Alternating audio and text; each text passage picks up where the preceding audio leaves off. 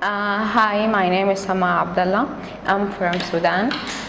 Today I'm gonna talk about the health achievement of the civil society in the areas that affected by armed conflict. I'm going to talk about the Blue Nile state. Blue Nile state is the area that witnessed a conflict between the government and SPLM in 2012. According to the last statistic from OSHA, approximately we have more than 30,000 of the people has been displaced. When we came to the achievement of the civil society in health, we found that the civil society here in Blue Nile and in general in Sudan, they work amongst the Sudanese and most vulnerable segments like IDPs and refugees in different parts of Sudan to increase the awareness of their community.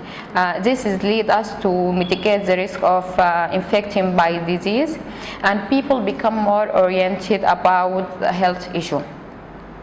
Also, we found that the civil society here in Sudan play a significant role in training the midwife, which will lead in long term will going to decrease the percentage of the morbidity.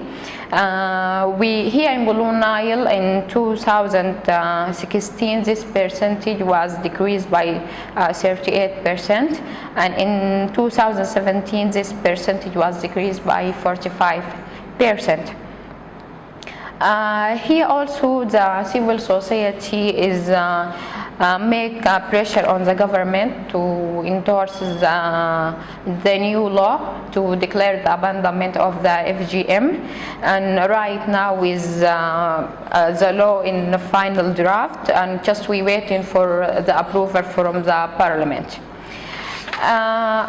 When we talk about the civil society and its participation in the nutrition, we found that the partnership between the civil society and international NGOs, it helped to in nutrition section by here in Blue Nile we have more than 3,882 children has been treated from malnutrition in 2017. And when we talk about the access for the proper health service, especially we have some areas that is so difficult to access. We have that the health service covered 16% in 2015 for children who under 5, and this percentage was decreased by 6% in 2017. Also, the civil society and international NGOs working with the partnership with the EBI to increase the percentage of the vaccination of the children. Right now in Blue Nile, here we have like 15% of the total number of the newly born in 2018 has been vaccinated.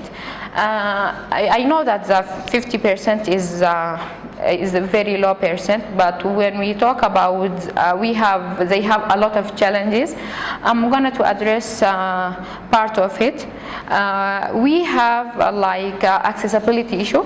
For example, Blue Nile, some areas controlled by SPLM and another areas controlled by the government. So it will be very difficult for the vaccination team to access to that area, which is controlled by the SPLM. Another issue is because of the poor infrastructure, and we have here tropical weather, so we have very long rain season.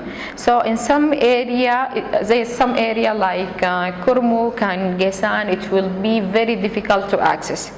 I think this most of the difficulties that faces us here in Blue Nile. But in another way, we can say that the civil society here really play very, very good and important roles in all the different sector of the service, not health only. They play a significant role in child protection, also in wash and nutrition, and in different area of, and they provided very good service. One of the significant accomplishments for civil society here also is signing the action plan, which aim to stop the recruitment children in areas that had been witnesses a lot of conflicts, like Blue Nile and in south of Kordofan. This action plan was signed by UNICEF and Sudanese government and SPLM, and they have a lot of conditions.